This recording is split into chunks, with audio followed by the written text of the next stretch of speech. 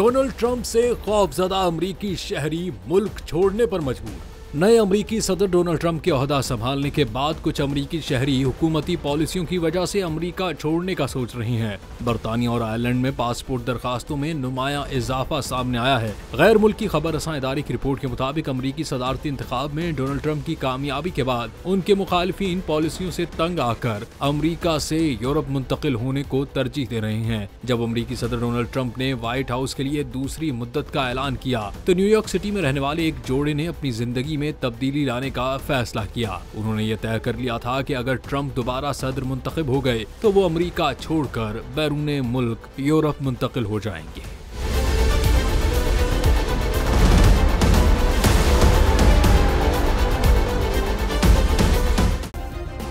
Subscribe करें और bell दबाएं ताकि कोई खबर रह न जाए।